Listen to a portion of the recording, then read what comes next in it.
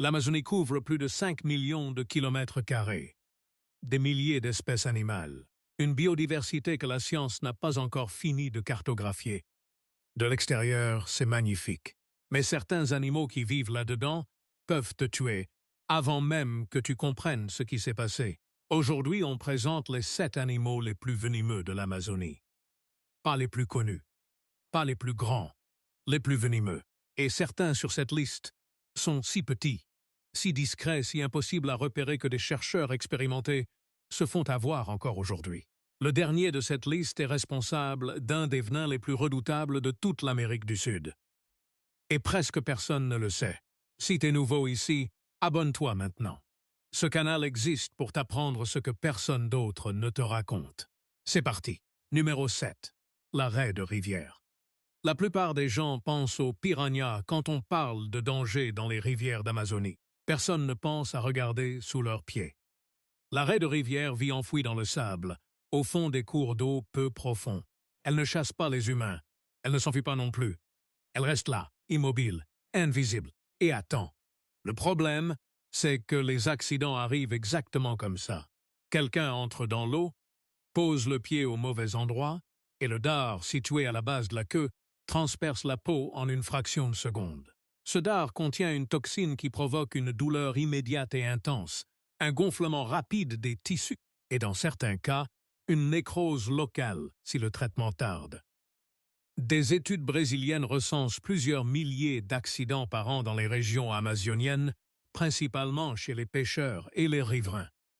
Elle ne tue pas souvent, mais elle figure sur cette liste parce que son venin est dévastateur localement, parce qu'elle est pratiquement invisible dans son environnement et parce que presque personne ne s'en méfie. Numéro 6, on sort de l'eau numéro 6. Le scorpion jaune d'Amazonie 8 cm. C'est tout ce qu'il faut. Le scorpion jaune d'Amazonie est l'une des espèces les plus dangereuses d'Amérique du Sud. Son venin contient des neurotoxines qui agissent vite. Douleurs intenses, vomissements, tachycardie et dans les cas graves, convulsions. Chez un adulte en bonne santé, le traitement rapide évite généralement le pire. Chez un enfant ou une personne âgée, le tableau peut devenir critique en moins de 2 heures.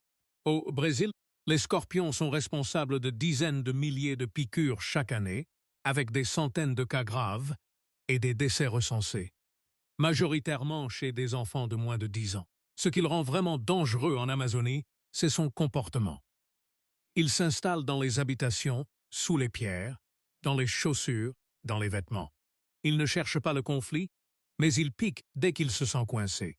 Un antivenin existe, mais en zone isolée, y accéder rapidement reste le vrai problème. Numéro 5. Personne ne s'attend à ce qui arrive. Numéro 5. La chenille Lonomia, une chenille. Verte, couverte de petits piquants blancs, posée sur un tronc d'arbre. Elle peut provoquer une hémorragie interne. Ses épines contiennent des toxines anticoagulantes qui, en cas de contacts multiples, perturbent profondément la capacité du sang à coaguler. Et le problème, c'est qu'elles vivent en groupe. Parfois des dizaines sur le même arbre. Un brachiophlonctron peut toucher chez plusieurs individus en même temps, sans que la personne s'en rende compte. Les symptômes n'apparaissent pas immédiatement. Quelques heures après, des saignements spontanés commencent. Gencives, nez, urine. Dans les cas sévères, des hémorragies internes ont été documentées. Des décès ont été enregistrés au Brésil sur plusieurs décennies, principalement dans les zones rurales éloignées des centres médicaux. Un antivenin a été développé dans les années 2000, mais la plupart des victimes ne réalisent pas ce qui s'est passé avant que les symptômes apparaissent. Et là, chaque heure compte.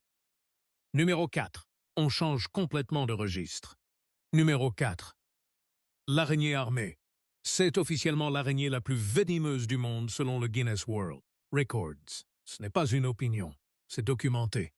L'araignée armée, connue aussi sous le nom d'araignée banane, vit dans les forêts tropicales d'Amérique du Sud, mais elle s'aventure régulièrement dans les zones habitées, les plantations et les entrepôts. Elle ne tisse pas de toile fixe. Elle chasse activement la nuit et se déplace au sol, ce qui la rend imprévisible. Son venin contient une toxine appelée PHTX3, qui agit sur le système nerveux et peut provoquer une douleur intense, une inflammation, des troubles respiratoires et, dans les cas graves, une paralysie. Chez les hommes, une érection douloureuse et prolongée est un symptôme documenté causé par l'effet de la toxine sur le flux sanguin. Au Brésil, elle est responsable de plusieurs milliers de morsures par an. Les décès sont rares grâce à l'antivenin disponible, mais les cas graves chez les enfants restent préoccupants. Ce qui la distingue des autres araignées, c'est son comportement défensif agressif. Quand elle se sent menacée, elle se dresse sur ses pattes arrière et attaque. Numéro 3. On entre dans le territoire des serpents. Numéro 3. Le jararaca d'Amazonie en Amazonie. Ce serpent est responsable de la majorité des accidents ophidiens recensés dans la région. Ce n'est pas le plus grand, ce n'est pas le plus spectaculaire. Mais c'est lui que les médecins voient le plus souvent aux urgences. Le jararaca mesure entre 70 cm et 2 mètres. Sa coloration brune et tachetée le rend pratiquement invisible dans la litière de feuilles du sol forestier. Il est actif principalement la nuit, mais des accidents diurnes sont fréquents. Il ne fuit pas systématiquement au bruit des pas. Il reste immobile, ce qui augmente le risque de contact accidentel. Son venin est hémotoxique. Il attaque les tissus, détruit les parois des vaisseaux sanguins et provoque des hémorragies locales et systémiques. Sans traitement, une morsure peut entraîner une nécrose extensive et des complications rénales graves. Un antivenin existe et est efficace, mais le délai d'accès dans les zones isolées reste le facteur le plus critique. Au Brésil, les serpents du genre Bothrops, dont fait partie le jararaca, sont responsables de la grande majorité des quelques 25 000 accidents ophidiens enregistrés chaque année. Numéro 2. Plus grand, plus lourd, plus de venin. Numéro 2. Le surucucus est le plus grand serpent venimeux des Amériques.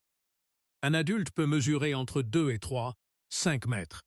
Certains spécimens exceptionnels dépassent les 4 mètres.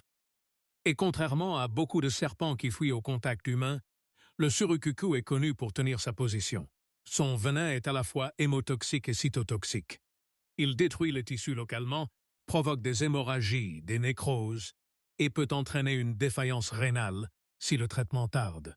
La quantité de venin injecté par morsure est significativement plus élevée que celle du jararaca, ce qui aggrave la rapidité des symptômes.